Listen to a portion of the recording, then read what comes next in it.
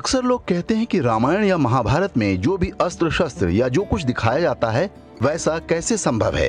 प्राचीन भारत के अस्त्र शस्त्र ही नहीं, तीव्र गति वाले रथ, पुष्कर विमान, उड़ने की क्षमता वाले मनुष्यों की कहानियां भी आज संदेह की दृष्टि से देखी जाती हैं। यह बात सही है कि टेलीविजन पर जो कुछ दिखाया जाता है वह उसे बनाने वाले की कल्पना मात्र होता है, लेकिन वास्तविकता इससे बहुत अलग भी नहीं है। जिसे भी प्राचीन हिंदू ज्ञान विज्ञान को लेकर शक हो, उसे एक बार महाराष्ट्र में अजंता एलोरा के मंदिर और कंबोडिया के अंकोर वाट मंदिर अवश्य जाना चाहिए। ये वो स्थान हैं जिनकी पूरी कहानी भारतीयों को कभी नहीं बताई जाती, ताकि लोगों को यही लगता रहे कि ताजमहल जैसा मकबरा वास्तव में सबसे बड़ा आश्चर्य है, जबकि ताजमहल के निर्माण में आश्चर्यजनक कुछ भी नहीं है। आज के समय में ऐसी कोई दूसरी इमारत बनाना कठिन नहीं है, लेकिन अजंता एलोरा और अंकोर वाट मंदिर जैसा निर्माण आज के वैज्ञानिक और मशीनी युग में भी असंभव है। विश्व के बड़े बड़े आर्किटेक्ट और बड़ी बड़ी कंपनियां ये कह चुकी हैं कि आधुनिक युग में भी हमारे पास ऐसी टेक्नोलॉजी नहीं है कि इस तरह का निर्माण कर सकें। अजंता एलोरा के मंदिरों को एक विशाल पहाड़ के ऊपर काटकर नीचे की तरफ बनाया गया है। यहाँ बने कैलाश मंदिर को आप देखें तो विश्वास नहीं कर पाएंगे कि इसे इंसानों ने बनाया है।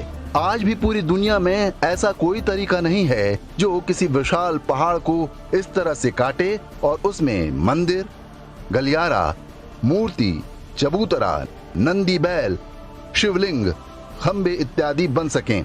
यही नहीं बल्कि यह एक से अधिक फ्लोर वाला हो, बिल्कुल वैसे जैसे कोई मकान नीचे से शुरू करके ऊपर की तरफ बनाया जाता है। कैलाश मंदिर के बारे में हिस्ट्री चैनल पर एक डॉक्यूमेंट्री दिखाई गई थी, जिसमें बताया गया है कि इन मंदिरों, गुफाओं, मूर्तियों को बनाने में कम से कम 20 लाख टन मलबा निकला होगा। वह मलबा कहीं तो फेंका गया होगा, जहां भी फेंका गया होगा वहां भी एक छोटा मोटा पहाड़ बन जाना चाहिए, लेकिन दूर दूर तक मलबा फेंकने के कोई निशान नहीं है।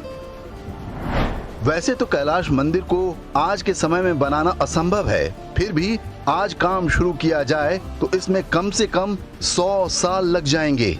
आज के जमाने में बहुत एडवांस टेक्नोलॉजी और बड़ी बड़ी मशीनें हैं, फिर भी इतना समय लगने का अनुमान कंप्यूटर की गणना के आधार पर जताया गया है। तो यदि अजंता एलोरा के मंदिर पारंपरिक तरीके से बने होंगे तो उस जमाने में इसे बनने में कम से कम 5000 साल लगे होंगे, जो संभव नहीं है।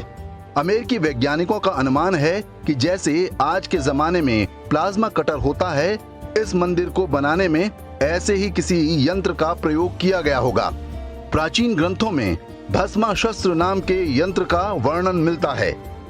कहा जाता है कि संभवतः ये वही प्लाज्मा कटर है। हालांकि आज जो प्लाज्मा कटर हैं वो भी इतने शक्तिशाली नहीं हैं कि कैलाश मंदिर जैसी कोई संरचना बना सकें। भस्माशस्त्र इतना शक्तिशाली होता रहा होगा कि वह किसी पत्थर को मनचाहे आकार में काट भी दे और उससे इतनी गर्मी पैदा हो कि सारा मलबा भाप बनकर उड़ जाए। ये सारी बातें अनुमान पर आधारित हैं, क्योंकि अजंता एलोरा की गुफाएं और कैलाश मंदिर 7वीं 8वीं शताब्दी में बने हैं। इसके बाद लगभग 1000 वर्ष की गुलामी में भारत का वह सारा धन वैभव और ज्ञान विज्ञान भुला दिया गया। इस्लामी आक्रमणकारी औरंगजेब ने कैलाश मंदिर को पूरी तरह से तोड़ने के लिए सेना भी भेजी थी, लेकिन वो कुछ अधिक सफल नहीं हो पाया था। अब बात अंकोर वाट मंदिर की। कहने को यह भारत से दूर कंबोडिया नाम के देश में है, लेकिन यह मंदिर पुराने दौर में सनातन ज्ञान विज्ञान का जीता जागता उदाहरण है। अंकोर वाट विश्व का सबसे बड़ा धार्मिक स्थल है। ये भगवान विष्णु का मंदिर है, जिसे 12वीं शताब्दी में बनाया गया था। आज दुनिया की कोई कंपनी ऐसी संरचना नहीं बना सकती। मेकोंग नदी के विशाल दलदल को पाटकर विशाल चबूतरा बनाया गया, और जिन पत्थरों से यह मंदिर बनाया गया वे वहां से 1500 किलोमीटर दूर चीन में मिलते हैं।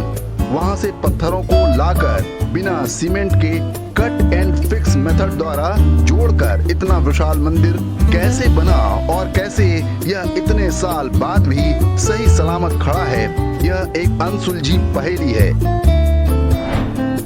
अंकोर वाट और अजंता एलोरा के मंदिर जैसे ढेरों उदाहरण मिल जाएंगे।